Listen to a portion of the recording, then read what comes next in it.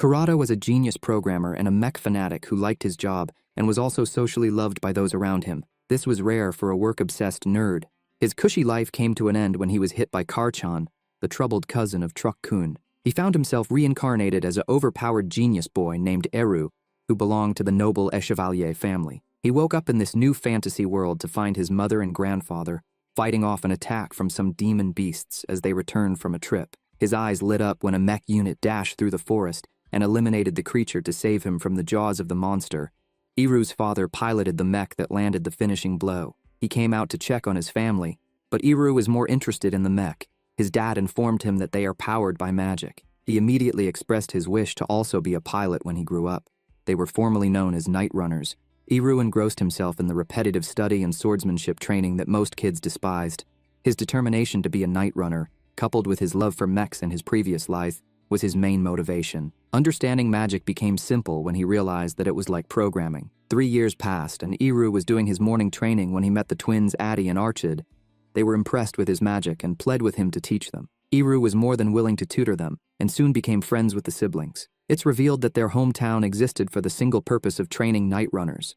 Naturally, Eru and the twins enrolled in the academy as soon as they were of age. Eru was so excited when he saw a class on mech design in the school guide, but this fizzled out a little when he was told that those classes are for the middle school students.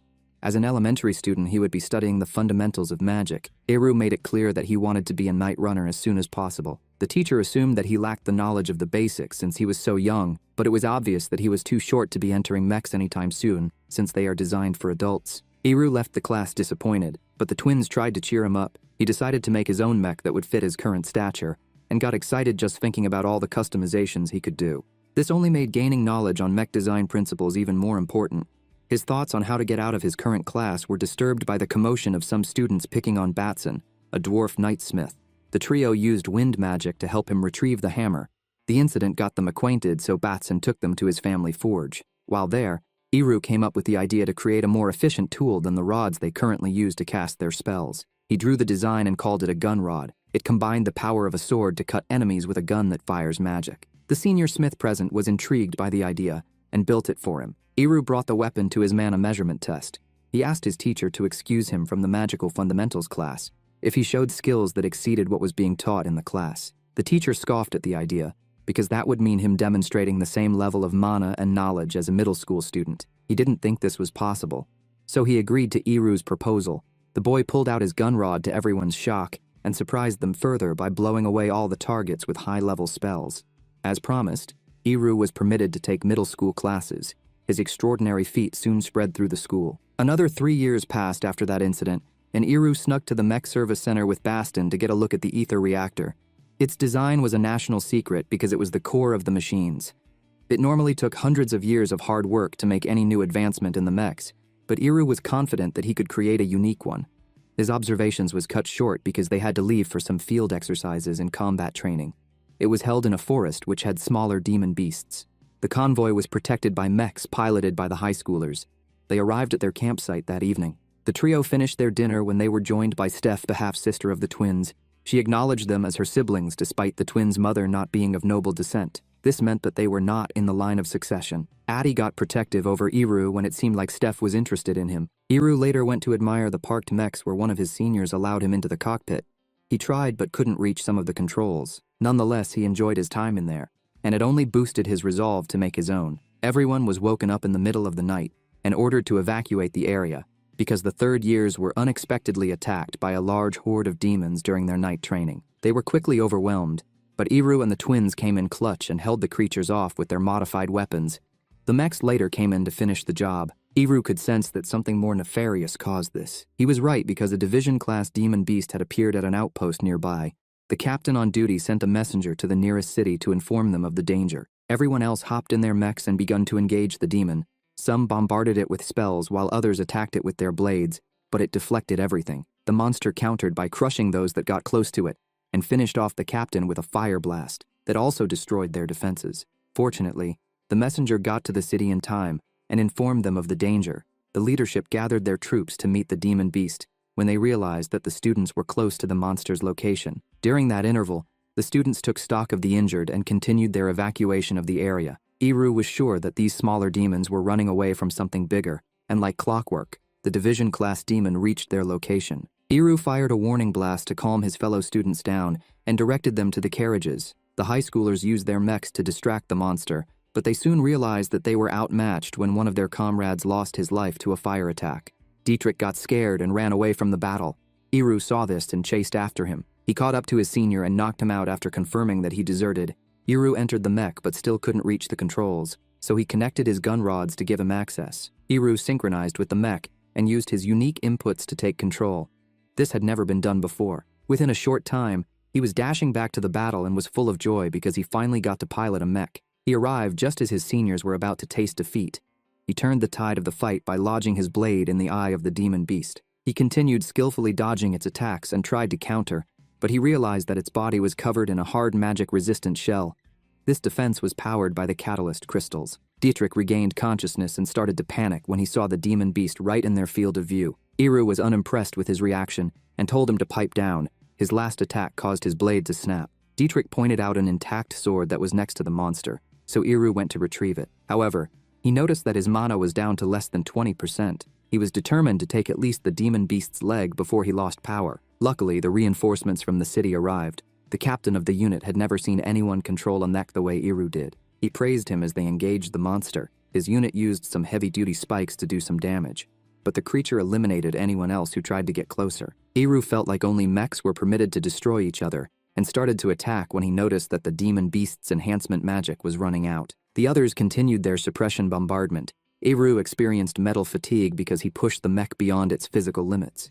He got an idea to exterminate the monster. He gave Dietrich temporal control and climbed out. He amplified his air spell using the mech, which slowed down the demon beast charge, allowing him to hold on to the blade he lodged in earlier. He unleashed an electrical bolt through its body, which destroyed the brain of the creature, bringing it down. Everyone was dumbfounded to learn that it was Iru controlling the mech all this time, and was the one who defeated the monster.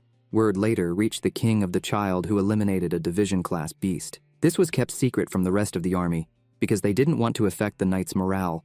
The monarch was impressed and wished to meet the little genius. Iru was soon summoned to the capital to meet the king. The kid was led to the audience by his grandfather. The monarch was impressed with Iru's composure as the lad confirmed his identity. The king admitted that he couldn't think of the proper way to reward him for his success. His grandfather didn't feel like this was necessary since he was still a child. The king didn't think age should be a factor when it came to rewarding such a feat. He summoned Iru to find out what he wanted as his reward. The lad contemplated if he was getting tested and should say no. He couldn't allow such a once-in-a-lifetime opportunity pass, so he requested for the one thing that would be impossible to get under normal means. Iru asked for the plans on how to create the ether reactor, also known as the heart of the mech. The advisors were shocked and annoyed by his request. Marquis Dixgard started to berate him since it was the country's highest kept secret. The king confirmed Iru's assumption that he was the only one who could grant his wish. He wanted to know what the boy was planning to do once he had learned the mysteries of the ether reactor. Iru confidently voiced his goal of becoming a night runner and creating his own unique mech. He made the king laugh when he stated that it was also his hobby. The grandfather apologized on his grandson's behalf. The monarch interrupted and stunned everyone by granting his wish. However, he wanted Iru to show him proof that he could make good use of the knowledge, so he tasked him with creating a body of a mech that would impress him, so Iru accepted the challenge. The twins' father was also present at the meeting, so he called his illegitimate children and asked them to report Iru's progress to him since they were close. But he ordered them not to tell the lad that they were doing this and made it seem like it would only interfere in his work. Repairs on some of the mechs that were broken during the last battle got fixed at the workshop. David, who was the boss, couldn't believe the state of Dietrich's neck. They replaced the crystal tissue only a month ago, so to see it worn out to this level after a night of fighting was unprecedented. Iru startled him when he came to admire the broken machine, and confessed that he was the one responsible for leaving it in such a state. David wanted to hear more, so Iru explained how he took control, which allowed him to remove all the limiters on the mech. A depressed-looking Dietrich confirmed it all. Iru gave him credit for his help in defeating the beast, which seemed to make him feel a little better. The lad then presented his ideas on how they could improve the mech. This led them to revamping the crystal tissue to a strand type, which made the machine stronger. They did modifications like adding extra limbs dedicated to holding rods for long-range attacks. To further help with manufacturing, he got permission from the headmaster to create a smaller type of mech called the silhouette gear.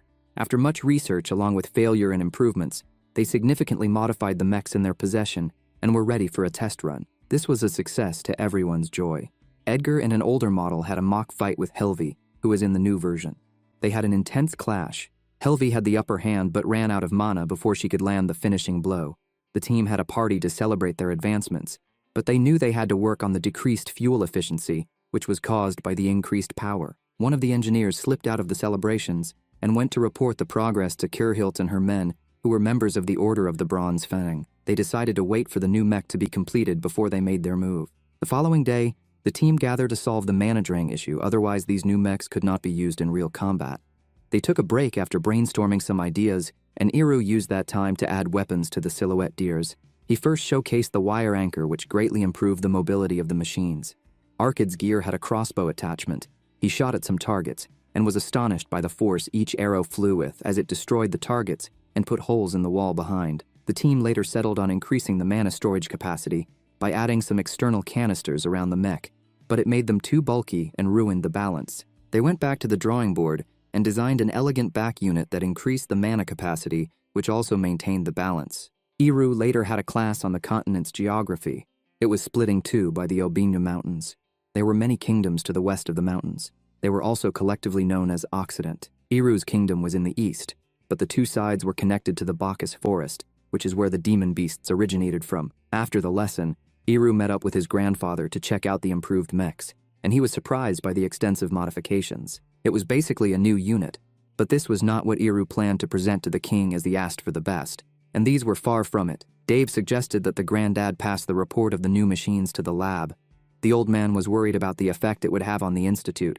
They normally undertook major government mech development projects. No one could predict how they'd react when they learned that all this was accomplished by a student. The twins decided to report Iru's feat to their father, in hopes that he could protect their friend if the lab wanted to take credit for Iru's work. Their dad instead sent this information to Marquis Dixgard, who deployed his men to the academy. The students were gathered where the commander informed them that the Marquis had taken interest in the new mechs and wanted to see them for himself. They had to bring all of it to Fort Cassidasis, along with the knights who could operate them. The seniors jumped into them and were escorted by Dixgard's men, while Iru and David followed in a carriage. One of Kurhilt's men tried to stop them by using cursed bait to lure out some worm demon beasts, but the new mechs defeated them with ease with the support of Iru. The commander was stunned by the power of the modified machines. The bad actor rushed back to Kurhilt to update her on what happened. She was happy to hear that the new machines were formidable, and she had the perfect plan to infiltrate the impregnable fortress. 1 week passed and everyone returned to the academy apart from Iru. The twins were shocked to hear this, but Adi was more devastated because it meant she'd have to wait longer to get her Iru fix. Meanwhile, the commander gave his brief on the new mechs, and they were vastly superior to what they currently have. Dixgard was dumbfounded because it normally took hundreds of years and countless resources to make improvements to mech, so for a child to make such drastic enhancements in such a short period of time was unprecedented. He summoned Iru to give a detailed presentation on the advances of the new mechs. After questioning him, the old man concluded that the lad just had a passion for mechs and didn't have any ulterior motives for wanting to learn how to make an ether reactor. During that interval, Steph and her younger siblings confronted their dad about informing Dixgard of Iru's progress. He just wanted to give the young man the spotlight. A couple more days passed, and Adi was getting some serious Iru withdrawal, so David suggested they use the fact that Dietrich's mech had new tech as an excuse to visit Fort Cassidasis to see Iru. Meanwhile, a village near the fort was attacked by demon beasts. The knights deployed as soon as they were alerted to the danger. A number of Kurhilt's units sent a bug signal to inform his comrades of the enemy's movement. It seemed like they were responsible luring the monsters there, because Kurhilt prepared for the next stage of their plan. Back at the academy, Dietrich's upgraded mech was completed, but he was disappointed that they had to give it to Dixgard. It's revealed that the academy would be given replacements soon. Everyone was ready to set off, and the twins had packed silhouette deers. By the evening time, the unit that were sent to the village had defeated all the monsters. A messenger was sent to give the report, while the others stayed back to repair the damage to the village. He was ambushed and eliminated by Kurhilt. They took control of the mech and gained access to the fort by pretending to be the messenger. The other members followed behind in a cart. They began their assault as soon as they arrived at the fort's mech storage and service center. They hopped into Iru's upgraded mechs and destroyed any machines they couldn't take along. The thieves were confronted by a unit as the Marquis was getting informed of the situation. Iru interrupted and wanted to join the fight, but Dixgard was against this because he was now the core of their nation's mech development. He sent the commander out instead to deal with them. Some of Kurhilt's men held him off to allow her to escape. She blew up the bridge as soon as they crossed it to prevent anyone from following them. Unfortunately for them, they met the students from the academy on the path to the fort. Kerhilt wasted no time and attacked. She didn't expect them to be a challenge since they were still in school. David rode toward the fortress while Dietrich and Edgar held off the thieves. As soon as the cart got to safety, the twins got in their silhouette gears to offer support to the boys. During that interval, Dietrich managed to defeat one of the assailants, but the pilot got away when he blinded Dietrich's vision with a flashbang. Edgar was joined by the twins as they chased down Kerhilt and her remaining comrade. Back at the fort, Iru watched the commotion from a vantage point and was devastated that he couldn't join the fight. His wish came true when he noticed David and Baston at the entrance. He dashed down to meet them. The lad was told about their interaction with the rogue mechs. He jumped into his silhouette gear and first helped the commander incapacitate those in the fort before heading out to support his fellow students. Back in the forest, Kerhilt noticed that they were running out of mana too quickly and wouldn't get past the Obene Mountains if they kept on going at this pace, so they decided to stop and deal with their pursuers. The twins took out the mech that tried to flank Edgar. This allowed him to fight Kerhilt without distraction. Sadly for the senior, she was too experienced and left him and his mech in a terrible condition after defeating him. Kerhilt was long gone by the time Dietrich and the others arrived. Things got worse when a swarm of dual-class demon beasts blocked the way. Dietrich refused to run away this time. Iru overheard his resolve, and along with the commander, they spent the rest of the night fighting off the demons. Day broke, and Dixgard was troubled because a human-led assault had never taken place in their kingdom. The commander also informed him that trace of cursed bait was found at the site of the demon beasts. It is a forbidden concoction that drives demon beasts into a frenzy. Using it was one of their nation's greatest taboos. This made them suspect that the attackers weren't from their country, which only begs the question of where the stolen mech was taken. The students involved were summoned to the capital several days later. The king commended them on their excellent work on the new mechs. The recent theft of their mech made him realize that he needed to create a new knightly order to assist in bolstering their security around cutting-edge technology. He made Iru the commander of this new unit and named it the Order of the Silver Phoenix. Edgar regained consciousness after his L and was ecstatic to hear about this new knightly order. It's revealed that Helvi's mech was the one that got stolen. Edgar apologized to her and promised to get it back. Iru had a dream about his personal mech and was woken up by Adi clinging to him too much. He tickled her to get her off him. Their play was interrupted when their home city came into view. Meanwhile, the new mech was sent to the lab for inspection. Chief Geiska berated his staff for taking too long to analyze something that was made by a child. They pointed out the complex changes that were made. Ulver also came over to see the new machine, because it had been a century since such a huge update. Geiska excused himself and had the plan to use this new mech as the base to create a mass-produced model so that his name will go down in history. The king and Dixgard had a meeting regarding the culprit of the attack. They suspected it to be one of the nations in Occident. The monarch put the Marquis in command of a spy unit as a way for him to atone for his failure. Iru shocked his family at dinner when he informed them of his promotion to Knight Commander of the new created unit. He intended to continue being a student at the academy till his graduation and has been given permission to use the Academy Night Runner's facilities as his base. He later also introduced a new silhouette gear which had a miniaturized engine. This allowed the dwarves to use it. David got excited because it would help them work more efficiently. Iru also took delivery of 2 companies of mechs as promised by Dixgard. He also got a message from the king, tasking them with creating new mechs that would have a mock battle with a unit developed by the lab. They were given 10 months to complete this. Based on what he learned from the Casadesius incident, Iru wanted to create a mech that had superior speed and mobility. Everyone had a puzzled look when he showed the plans. As they began fabrication, Iru wanted to make other equipment that would allow them to use new tactics. Time passed as the team worked hard. They even welcomed new students to their unit. This was a perfect chance for Nora to embed herself into the school. She was a member of the spy unit and was assigned to Iru. She reported all the suspicious persons at the school that they had apprehended. The information leaker was caught during that operation. From their investigation, they were sure that the attackers were from another country. Iru was happy with Nora's report and left her to continue her work. Adi got jealous when she saw her exit in his office. She wanted to get his attention, so she barged in and demanded to be a night runner. Iru was also thinking the same, but he needed her help with something first. He strapped up an experimental weapon to one of the new mechs they just took delivery of. He fired the weapon, and the sound wave shattered some of the glass in the city. The blast sent the mech flying and destroyed it. Iru regained consciousness and understood what had to be changed. He was later berated by David for endangering his life and destroying a new mech. He quickly changed the topic by showing the twins their unique mech, which needed 2 pilots working in harmony. It was loaded with 2 ether reactors. Iru also introduced a special key now needed to operate their mechs. The team continued to work till only 3 days remained, till their mock battle. Iru was confident that they would astonish the king with their creations. The day of the mock battle came, and it was held at the capital, and all the important people gathered. Geiska got excited as his creation stepped onto the field. He had even summoned a group of elite night runners called the Aruvans to man his units. The chief outlined the changes he made to solve the mana drain issues. The king was impressed with the improvements and turned to introduce the Order of the Silver Phoenix. Everyone was gobsmacked when a centaur-looking mech came out hauling a pot. It opened to reveal the other improved mechs in Iru's machine. The students emerged from their cockpits and greeted their king along with the other officials. The elite pilots now understood why they were summoned. They thought that it would be an easy fight against some kids, but after seeing their mech, the pilots knew it was going to be a fun battle. Geiska started to fume with jealousy. As the officials gave Iru hype, the king gave both sides some time to prepare. Iru was excited to fight against the lab's version of his ideas. As the students gathered to go over their battle strategy, Prince Emrys decided to get a field seat despite it being more dangerous. He was the grandson of the king and had recently returned from living and training in the Kushpercha kingdom, which was a nation in Occident. The prince was impressed by the progress made during his absence. One centaur mech was the equivalent of 3 infantry mechs, so to make it a fair fight, it was 6 of the lab's mechs versus the students' 4. Both sides lined up and the signal was given to start. Iru left everyone speechless when his mech flew with great speed. He dodged the oncoming blasts and knocked out one of the lab's mechs in a single hit. No one had ever seen a machine move like that before. Iru didn't expect that technique to take so much mana, so he retreated to allow his machine to recharge.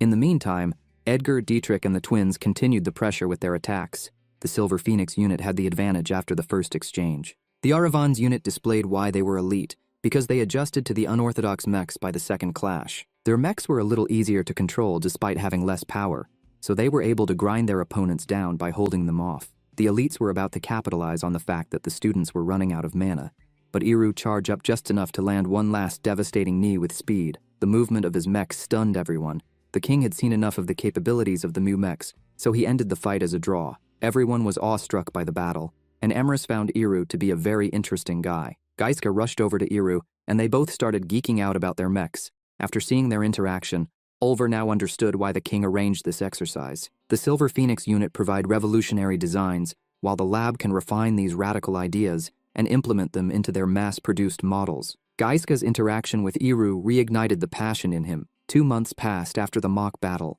and the lab had completed the next generation of mechs and began mass production. Meanwhile, the Silver Phoenix Knights developed a one-person version of the Centaur mech and further enhanced its fighting power. Helvi was given one to pilot. Back at the capital, the king called a meeting with his son Leotimus and expressed his wish to turn over the role of king to him. Emrys was also present to witness his dad officially take over from his grandfather. A coronation was done soon after, and the kingdom had a new monarch. Around the same time, Iru and his friends graduated middle school. The Silver Phoenix unit were moved to the newly constructed fort called Orabesius. Iru was later summoned to the capital where he officially met Emrys. But the former king called him because he wanted the lad to make him a custom mech. He didn't have one since the royal machine is exclusively for the sitting monarch. Emrys also wanted one, so they requested 2 mechs be made. Emrys outlined his spec, which was power-orientated. The former king left Iru to make something appropriate for him. They returned to their fort and began work on the mechs. After a little while, the machines were finished, and one looked like a golden lion and the other a silver tiger. The grandfather and grandson both wanted the golden lion, so they decided to have a duel to settle who would take it. The two had an intense battle as it's revealed that the former king was a highly skilled night runner in his prime. Old age caught up to him, so he ended up losing. He watched on with pride as Emrys took his prize. One day, Leotimus received a top-secret message informing them that a huge horde of shell-cased demon beasts were heading to the Alfheim village. The Erevan's knights had already taken up defensive positions and were ready to defend the village with their lives. The shell-cased are a type of beast similar to ants. They have a single queen in the horde which did the breeding. In rare cases like this, there are multiple queens in the horde, but they normally split. One of these hordes was headed to Alfheim village, which was a top-secret location. The former king also got word of the trouble and relayed this information to the Silver Phoenix Knights. He also revealed that Alfheim village was where their nation's ether reactors are made. Iru couldn't let such an important place get destroyed, so he deployed his unit to help deal with the demon beasts. They arrived to find the Aravan's knights struggling, so the centaur mechs cleared a path which allowed the others to come out. Emrys couldn't wait to try out his new mech and cut down a demon bug before firing a blast that wiped out a large part of the horde. He was shocked by how much mana his last attack took. The former king ordered Iru to locate and eliminate the queen while they dealt with the shell-cased creatures. Iru equipped the guns on the carriage being pulled by the twins and shot their way through into the forest. Within a short while, they encountered the queen and it was the same size as a division-class demon beast. They first tried to attack its legs, but their blasts and strikes didn't work. He quickly changed tactics when he identified its weak points. A few shots caused the queen's egg sacs to burst. She got mad and started chasing the trio down. Iru exited the carriage and hit the upper joints on the queen's leg, causing her to fall. He tied a cable to a blade and lodged it in her head and unleashed an electric current that destroyed the monster's brain. The others cleared up the remaining shell-cased demons, and by the evening time they were back at the fort taking stock on their damages and making repairs. The Aravan's knights expressed their gratitude for the help. Edgar was there to receive it because Iru was in a meeting with the former king. He outlined all the feats Iru had completed and felt like it was more than enough to grant him his wish of learning the ether reactor's construction method. Only those in Alfheim village knew the method, and outsiders could enter only if they are granted permission by the ambassador. Ulver stepped forward as the ambassador and was happy to take him to his village. They set off to the village the following day.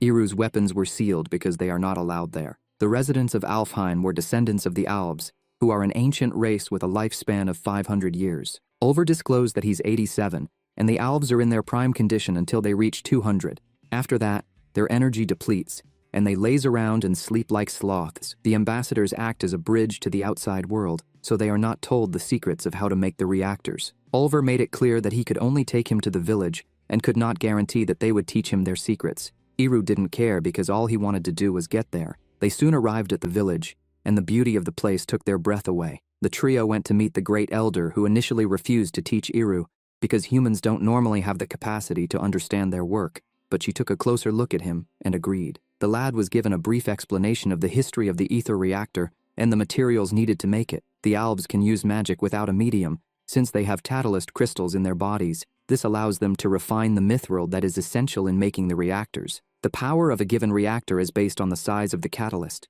Ones taken from larger and higher-level demon beasts are more efficient and powerful. However, ether reactors for the mass-produced models are made from mined crystals because they are more stable and easier to acquire. Iru had access to the catalyst crystals from the division-class demon beast and the shell-cased queen since he was the one who defeated them. He planned to use it for his dream mech. The former king left him in the village so that he could learn. Iru absorbed all the information like a sponge, and within 3 months the lad learned all their secrets. The elder was surprised and realized that Iru understood the laws of their world that the other humans couldn't comprehend. He returned to base and quickly got to work on his dream mech. He used the silhouette gear to channel the magic needed to refine the mithril. Nora had another meeting to update Iru, and Adi confronted her when she came out, but the spy revealed her identity to the girl and assured her that she wasn't interested in Iru. The work continued on the mech till it was completed. Iru fired it up, and it was truly a one of one. It was made to his spec with the cores of both high-level demon beasts he defeated. Meanwhile, at the other side of the mountain, the king of the Zaludek Empire made a speech to his army of Black Knight mechs about how the Western lands was once ruled by one king.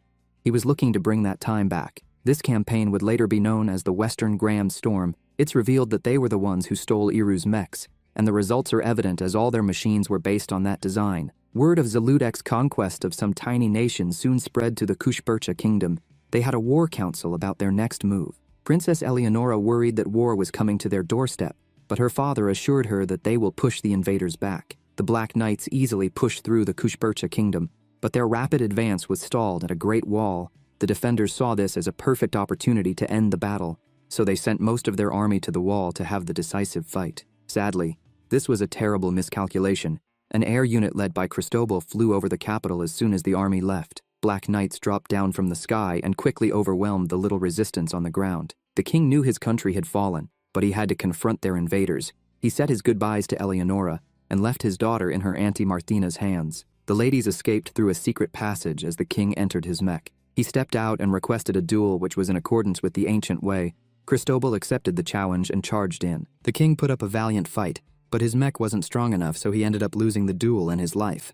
Eleonora wanted to return to her father, but her cousin named Isidora slapped her and let her know that the king asked for the duel to buy them enough time to escape. Reports of Kushpercha's fall reached the king of Zaludek, so he sent his sister to deal with the politics of taking over the country, because he knew Cristobal couldn't be trusted with it. Meanwhile, the escaping ladies were captured when they tried to leave via carriage. The Silver Phoenix Knights were sent to Kushpercha when they heard rumors of what was going on. The unit arrived at one of the checkpoints into the kingdom pretending to be merchants. Amrus knew something was wrong when he saw the Zaludek flag on the tower. The guards confirmed this by alerting them that Kushpercha had fallen to them, and they demanded to search their carriages. Amrys activated his mech and melted the gate with his blast. The guards were astounded with the firepower. Iru joined the fight in his new mech and decimated the Black Knights with sharp cuts and accurate blasts. After the battle, he noticed that the enemy used the same technology as them, which confirmed to them that Zaludek were the ones who stole the mech. Based on that, Iru saw himself as the rightful owner of the Black Knights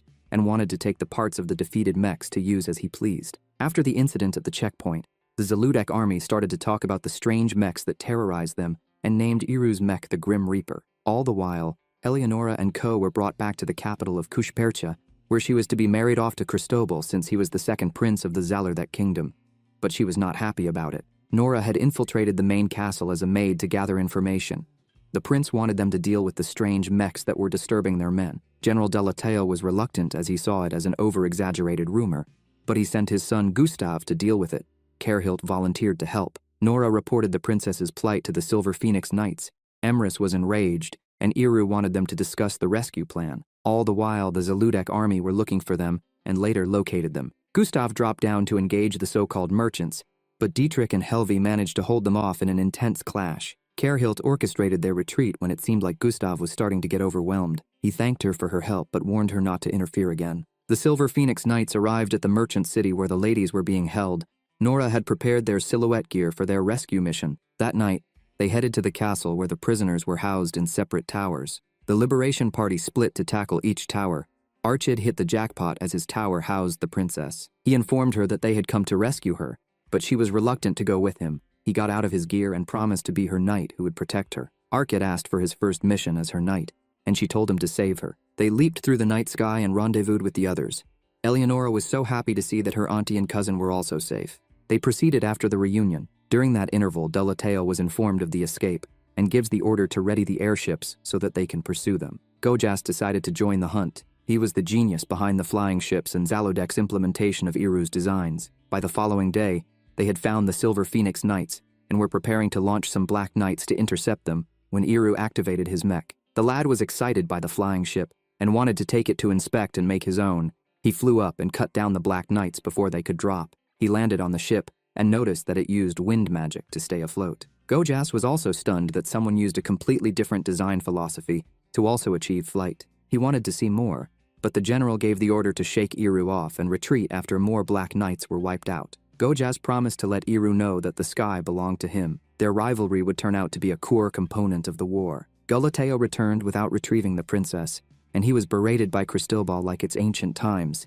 The second prince was sure that this was not the work of Kushpercha's forces. The general carried on his report by mentioning the flying mech. They concluded that they must be a unit from the Eastern Kingdom, since that was where Martina was from. Meanwhile, the Silver Phoenix Knights arrived at a city along one of the old highways. There were still remnants of the Kushperchan noblemen alive. They had a meeting with Iru, who proposed their services to improve their mechs in exchange for the rights to all the Black Knights his squad defeat in battle. The nobles agreed to these conditions. Zaludek forces finally arrived at the city walls, but they were quickly defeated and forced to retreat thanks to the upgrades to the Kushperchan mechs. Amrys later heard that the princess was feeling down due to everything that had happened. This had made her reluctant to take the throne. Archid was sent to cheer her up since he was her knight. He took her around the mech workshop to get a closer look at the machines. After that, they went to the market and ended the day at the bell tower looking over the city. Archid turned into a seedy motivational guru as he tried to talk some confidence into her. He's a professional because it worked. Meanwhile, the sister of the king of Zaludek promised Kirhilt land if she could get the princess back dead or alive. This would mean that Kirhilt's family's name would be restored back to nobility.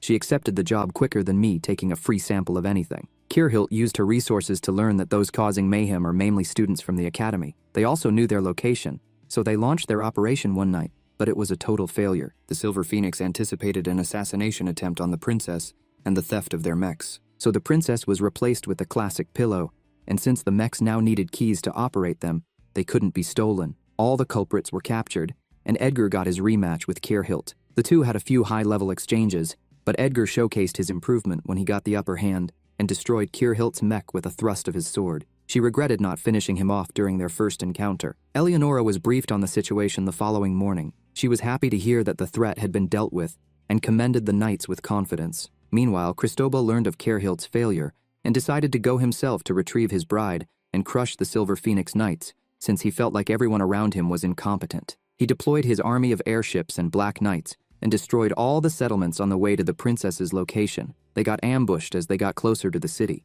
Iru developed some anti-air javelins that they rained down and took out a few of their airships. This forced the Zaludek army to prematurely release the Black Knights. Edgar was there with his unit to wipe them out, and Cristobal couldn't believe he fell for their trap. Iru sprang into action, and Gojas used this opportunity to analyze how the lad was achieving flight. During that interval, the Zaludek army continued to lose airships. The second prince didn't want to retreat and be a laughingstock.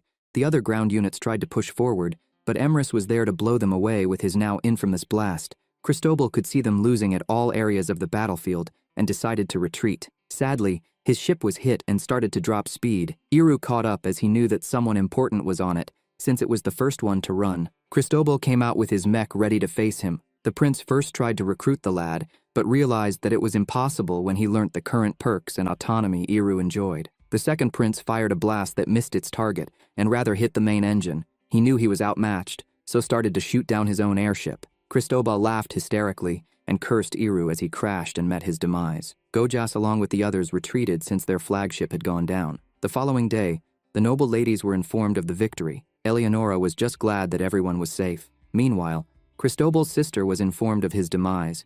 Gojas promised to develop a new weapon to defeat Iru. He had extra motivation because he saw himself as the ruler of the skies. The news of Cristobal's demise sent shockwaves through the Zaludek army. They had no other option but to fall back further. This allowed the Kushberchen army to recapture some of their territories. The people welcomed them as heroes, and Eleonora finally had the courage to become queen to everyone's joy. She promised to drive away the invaders and rebuild their nation. Iru and his team gathered the parts from the downed airships. The lad learned a lot about the Zaludek technology and how their reactors run on aetherite, which is a solid form of mana, but it degrades to reactors faster. However, he didn't fully understand how the system worked and would have loved to meet Gojas to ask him some questions. He later met with the Queen and Marthina about outfitting their army with more mechs. Iru agreed to lend them some. They pushed further with the expanded force, and after several months of campaigns, they retook many fortresses. The army celebrated one such victory when Zaludek countered with a dragon-inspired mech called Viver. Dolateo was the commander of it and looked to use it to avenge the prince. It unleashed a powerful blast that destroyed the fortress. Luckily, the Silver Phoenix Knights managed to dodge in time. Iru deployed to deal with it and could see that Gojas used his thrust design. All the while, Nora used the silhouette gears to help evacuate the remaining people in the fort. Iru started his aerial battle with the Viver and noticed that it had good defense. However, he couldn't stand the fact that a normal mech was embedded into the body of the dragon. He dashed into the attack, but he was swatted away by its tail. In that interval, Gustav led a ground unit, and he bumped into Dietrich for round 2 of their personal battle. They had a jaw-dropping clash, and Gustav had the upper hand initially when he broke all of Dietrich's blades, but the senior turned the tables when he disarmed him with an electric shock. He then forced Gustav to put too much load on his mech's reactor as they grappled. This destroyed it, leaving Gustav helpless. He had to eject from his machine and escape just before it got smashed. Meanwhile, in the sky, the Viver was equipped with a powder that clogged up Iru's jet thrusters, causing him to fall. Dolateo was desperate to finish the lad off, so he fired 2 huge blasts, but they are countered. This left the Viver low on energy, so the general had to retreat. Iru promised to never allow them to disable his jet thrusters like that again.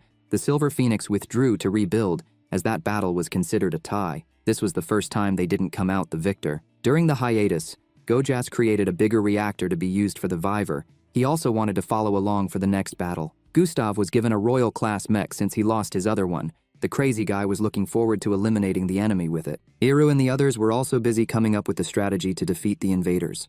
Eleonora suggested that they just attack the capital and take it back. She will also march with the army so that all their resources can be taken to the battlefield. Everyone agreed, so a plan was hatched, and all the preparations were made. Eleonora turned into the motivational guru as she gave a speech to get her men fired up. The goal of the operation was to take down the dragon battleship and recapture the capital city. They fought their way to the notorious Great Wall Fortress that protected the capital. All the bridges were drawn up to prevent the Kushperchen army and their allies from proceeding. Everyone fought hard while Nora joined a team that infiltrated the enemy lines to open a path for the rest of the army. Their goal was to put the bridges back down. Meanwhile, Dolateo was in the Viver and noticed that the queen was on the battlefield. He wanted to attack her before Iru showed up, but the lad was around. Gojas spotted him on an airship that was modified to the Silver Phoenix standard. The twins were also inside the ship in their mechs waiting for their orders. Iru and Gojas were just excited to clash to find out whose technology was better. The battle for the sky begun, and it was a ploy by Iru to move the dragon's attention onto him so that they could lure it away from the queen. The Silver Phoenix ship shot some oil-coated javelins at the Viver before setting it on fire. Dolateo and Gojas decided to use the new reactor. The energy released quenched the fire and put a barrier around the dragon that was the same shape as it. Back on the ground, Nora and the others managed to take over the control rooms and lowered the bridge. Gustav had his new mech modified to his spec and was ready to stop Edgar and his men from crossing. He was surprised when the other bridge started to come down, but he was too preoccupied taking out Edgar. The senior took heavy damage to stop his whirlwind blades, which left Gustav open to a blast from Emrys. His mech was destroyed and caused the cockpit to fly into the water. Back in the sky, Iru's shots were easily deflected by the barrier, so he decided to concentrate mana into his blade. This allowed him to pierce into the barrier, after which he attacked the dragon warship and destroyed it. Gojas accepted being bested this time and escaped before the Viver lost function. Dolateo took control of the warship from the mech embedded into the body and steered it toward the queen. She refused to flee because she was confident that Iru would protect her. The lad tried to stop it by directing full power to the thrusters. The general fired an attack at the queen, but it only hit her guards.